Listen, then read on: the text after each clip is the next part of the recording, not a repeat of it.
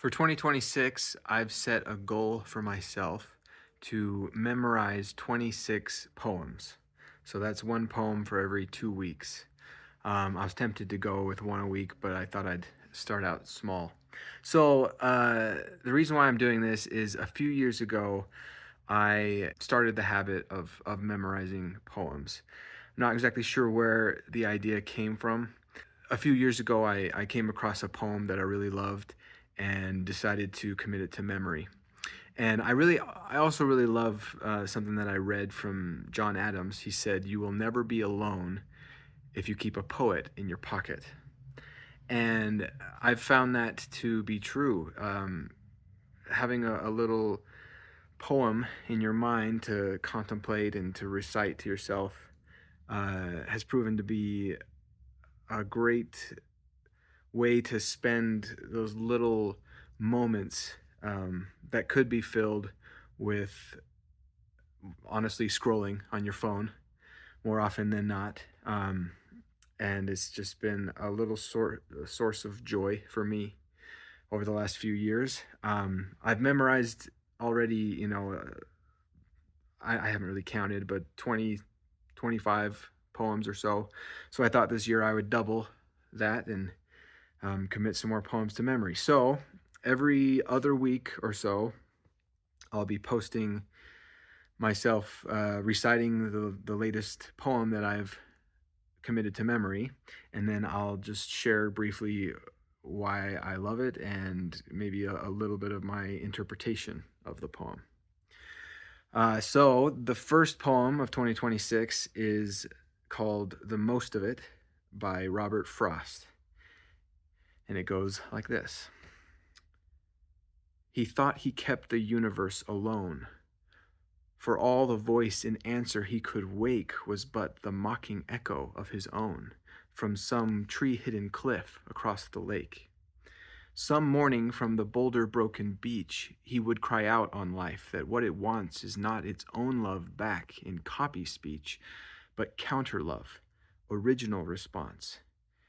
And nothing ever came of what he cried unless it was the embodiment that crashed in the cliff's talus on the other side. And then in the far distant waters, and then in the far distant water splashed. But after a time allowed for it to swim, instead of proving human when it neared, and someone else additional to him, as a great buck, it powerfully appeared, pushing the crumpled water up ahead, and landed, pouring like a waterfall, and stumbled through the rocks with horny tread, and forced the underbrush, and that was all.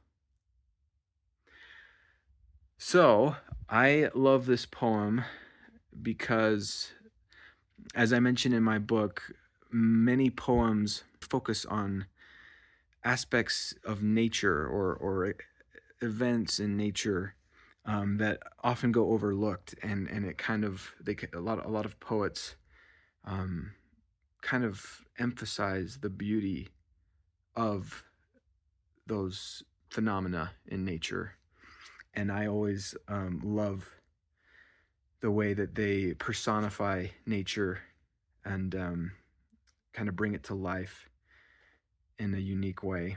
And this poem certainly meets that criteria. I also have noticed that I am often drawn to poems or songs or stories that are tragic and sad. I think you learn a lot about human nature by observing how we deal with loneliness and sadness and tragedy. So this poem is definitely a poem of loneliness. Uh, Supposedly, Robert Frost wrote this poem only a couple years after his wife had passed away, and so there are interpretations that this is a poem expressing his loneliness after his wife was gone.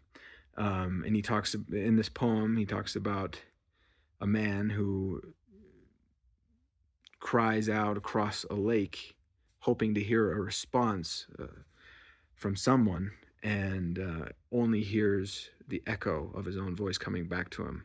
And I love those lines that say that life does not want its own love back in copy speech, but counter love, original response. And isn't that so true for all of us that we need human connection? It is such an essential part of every human life, is that connection with others, and I certainly have experienced that myself.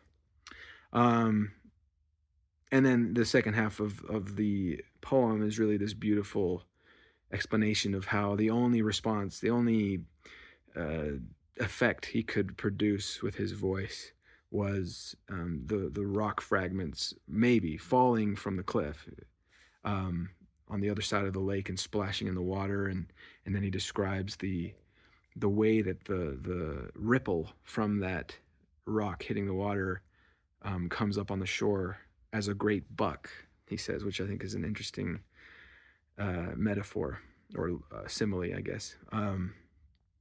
Anyway, so there is my first poem of the year. I hope it brings a little joy into your life as well, and I will see you next time.